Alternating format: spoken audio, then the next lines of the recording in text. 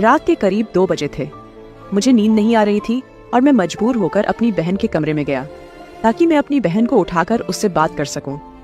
मैं इस कमरे में आया तो हल्की सी रोशनी वाली लाइट चल रही थी। मेरी सारी बहनें सो रही थीं और फिर मैंने अपनी बड़ी बहन को देखा। वह तो अपने कमरे में नहीं सो रही थी। मैं बड़ा हैरान हुआ कि मेरी बड़ी बहन इतनी रात को कहाँ जा सकती है। मैं बाहर आंगन में आया। बाथरूम बाहर आंगन में बना हुआ था।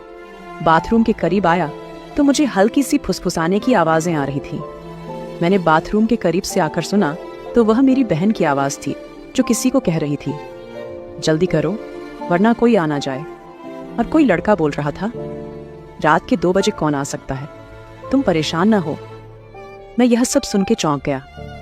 फिर मैं बाथरूम का कोई सुराग ढूंढने लगा ताकि मैं अंदर उन दोनों को देख सकूं कि आखिर अंदर चल क्या रहा था। फिर बाथरूम के रोशनदान से जब मैंने अंदर देखा तो वह दोनों एक दूसरे को सुकून दे रहे थे।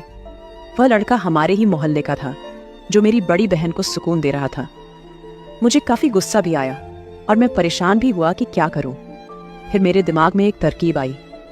मैं वापस बाथरूम के मेन दरवाजे पर आया और मैंने हल्के से कहा, पूजा, मुझे पता है तुम अंदर हो और तुम्हारे साथ कोई और भी है, और मुझे यह भी पता है कि तुम लोग अंदर क्या कर रहे हो। तुम दोनों की भलाई इसी में है कि धीरे से दरवाजा खोलो और बाहर आ जाओ। घर में कोई शोर सुन के जाग न जाए, और शोर मत करना। मेरी बड़ी बहन के अंदर से आवाज आई, भाई आप गलत फहमी में हैं, मैं वॉशरूम में हूँ, आप क्यों आए हैं, जाएं। अब मैंने कहा, नहीं, मुझे झूठ बोलने की जरूरत नहीं है, मैंने देख लिया है, ये रोहित है, वही लड़का आवारा, उसी के साथ तुम रंगरलियां मनाती रहती थी। तुम्हारी भलाई इसी में है कि दरवाजा खोलो वरना मैं मम्मी और पापा को उठाकर आ जाऊंगा। फिर पूजा ने कहा, अच्छा भाई, आपको किसी को उठाकर लाना है, मैं दरवाजा खोल रही हूँ और आप धीरे धीरे आना। पूजा ने दरवाजा खोला। वह लड़का रोहित वहां से भागने की कोशिश करने लगा। मैंने कहा, खबरदार रोहित, जो तुम यहाँ से हिले भी। वह भी रुका रहा और मेरी बहन भी। फिर मैंने बहन पर झूठ मूठ का गुस्सा किया। मुझे खैर पहले ही शक था अपनी बहन पर कि शायद वह इस तरह के किसी काम में मिली हुई है, लेकिन आज मैंने रंग रंगे हाथों से देख लिया था। उसके पास मोहने का कोई चारा तो नहीं था। फिर मैंने कहा, यह कब से चल रहा था? तो दोनों ने बीच में कुछ कहा। फिर मैंने अपनी बहन से कहा, तुम तो बड़ी कहती थी कि अपने पति से बहुत प्यार करती हो, इसीलिए मैं दूसरी शादी नहीं कर सकती, पर यह काम तो तुम बड़े शौक से कर रही हो।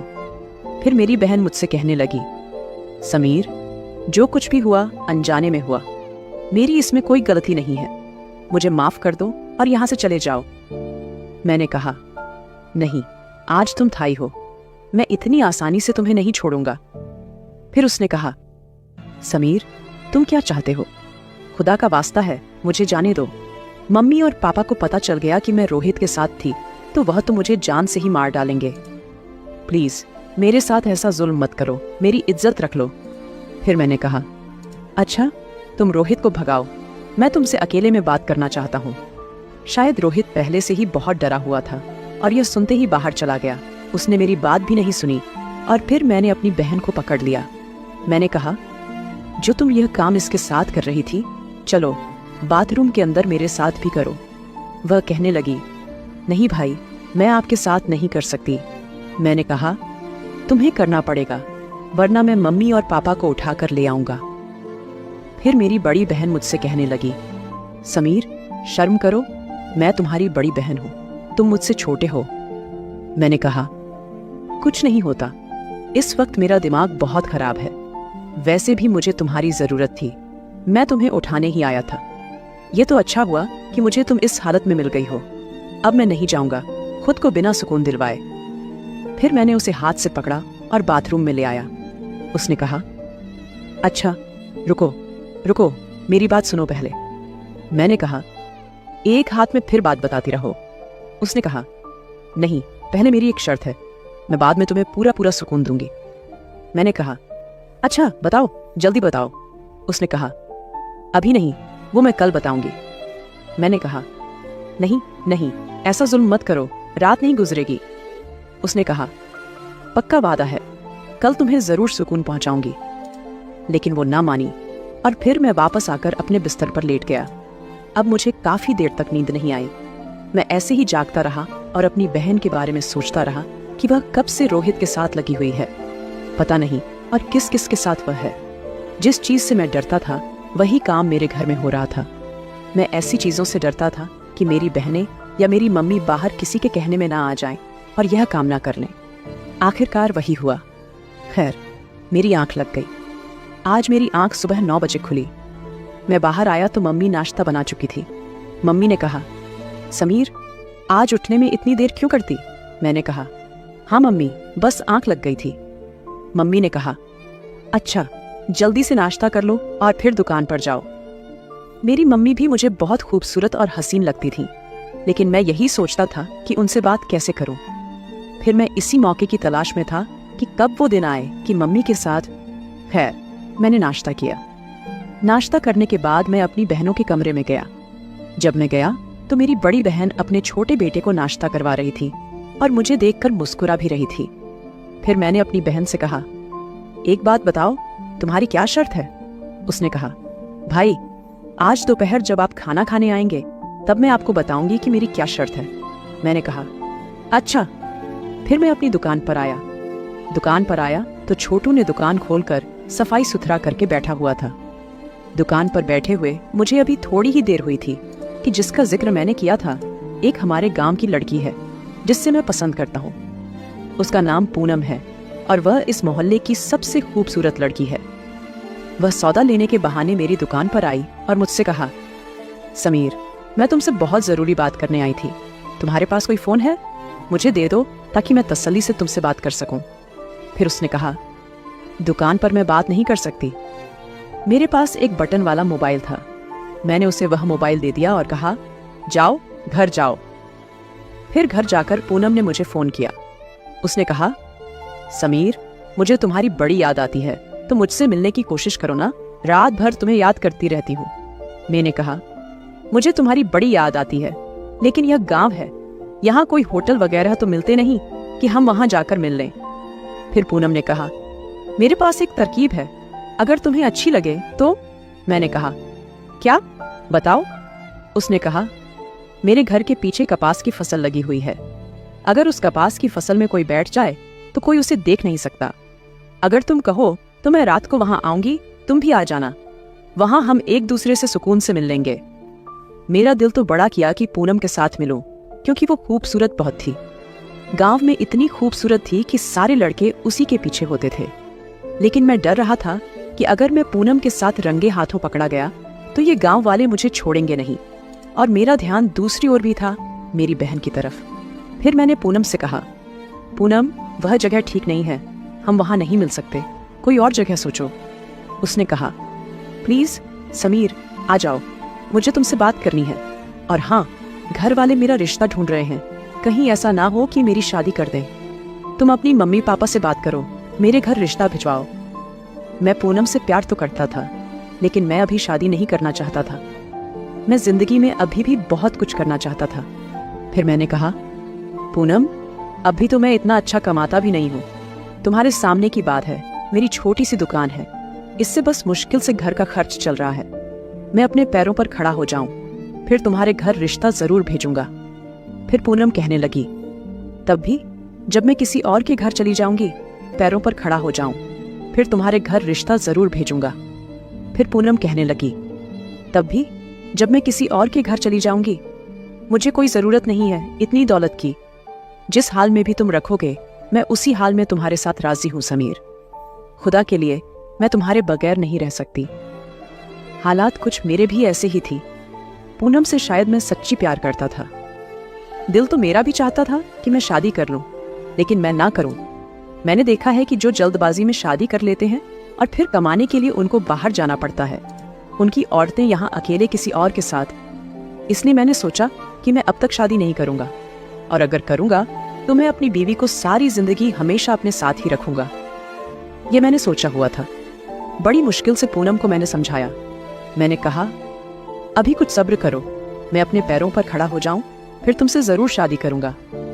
पूनम कहने लगी, अच्छा ठीक है, तुम रात को इस फसल में आना, मैं तुम्हारा इंतजार करूंगी।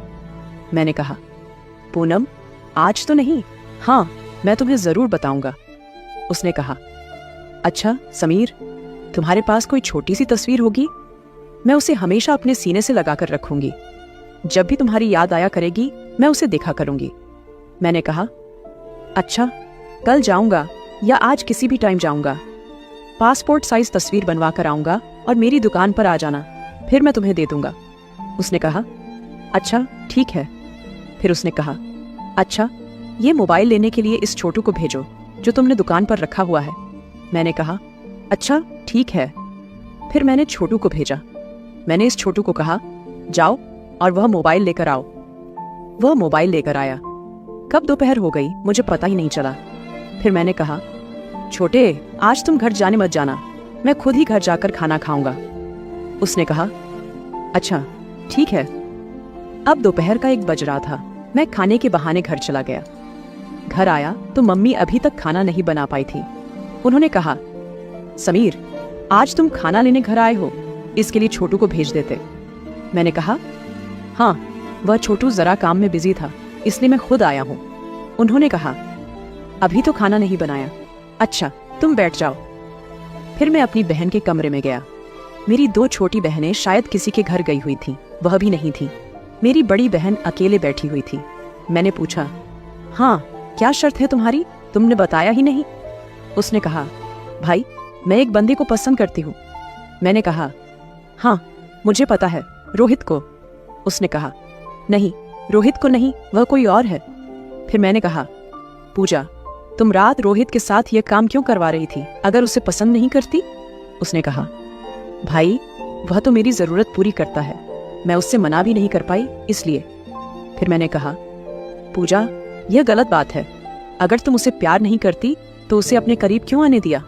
उसने कहा, छोड़ो भाई, मैं इस बारे में डिस्कस नहीं करना चाहती। मैं तुम्हें यह बता रही थी कि मैं एक लड़के को पसंद करती हूँ और मैं उससे शादी करना चाहती हूँ। तो मैंने कहा, तुम मुझे क्यों बता रही हो? तुम यह बात मम्मी और पापा को बताओ।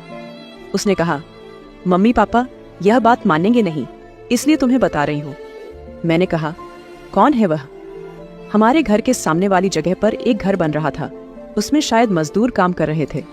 एक लड़का उसमें था जो दिखने में स्मार्ट और खूबसूरत सा था। मेरी बहन ने कहा, उस लड़के को मैं पसंद करती हूँ, वो भी मुझसे रात को मिलने आता है। पिछली रात भी वो आया था। मैं बड़ा हैरान हुआ कि मेरे घर में चल क्या रहा है। मैंने कहा, अच्छा। फिर उसने कहा, मैं उससे शादी करना चाहती हूँ, लेकिन वो लड़का बहुत गरीब घर का है।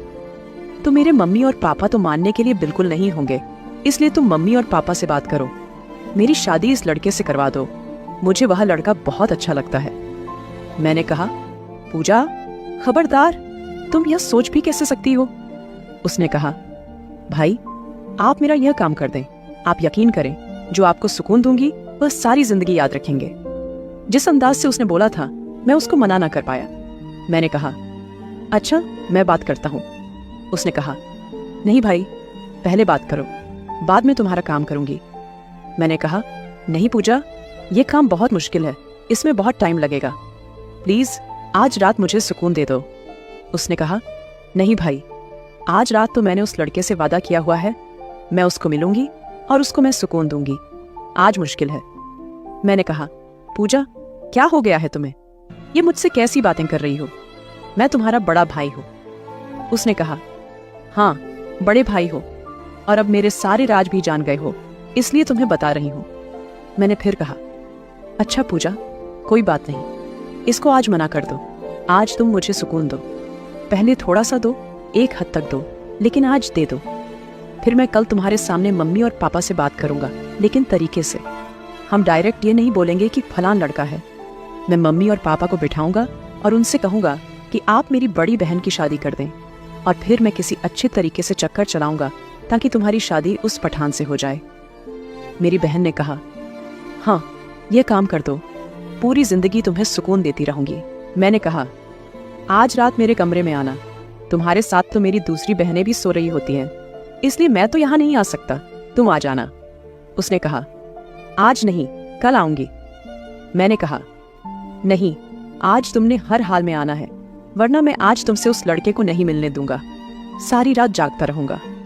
उसने कहा, अच्छा, रात को 1 बजे तुम्हारे पास आऊंगी, 20 मिनट तुम्हारे साथ रहूंगी, और फिर 2 बजे वह लड़का आएगा, फिर मैं उससे थोड़ी देर में मिलूंगी।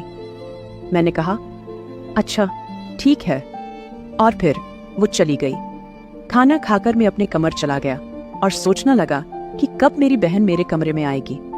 रात के करीब 1 बजे मेरी बहन मेरे कमरे में आ गई। मैंने कमरे का दरवाजा खुला ही छोड़ दिया था। फिर मेरी बहन ने मुझे वो सुकून दिया जिसके लिए मैं कब से तड़प रहा था। करीब आधे घंटे बाद वो बाहर चली गई उस लड़के से मिलने के लिए। मैं आज बहुत खुश था क्योंकि मैं जो चाहता था वो मुझे मिल गया। फिर जैसे तैसे करके मैंने अपने माँ पापा को भी पूजा की शादी के लिए मना लिया। फिर पूजा की शादी हो गई और वो अपने ससुराल चली गई। फिर जब कभी वो घर आती तो हम दोनों साथ में समय बिताते और कभी कभी मेरा मन करता तो मैं उसे मिलने चला जाता था। फिर कुछ महीनों बाद मैंने एक बड़ी सी दुकान खोल ली जिससे घर का खर्चा कम हो गया।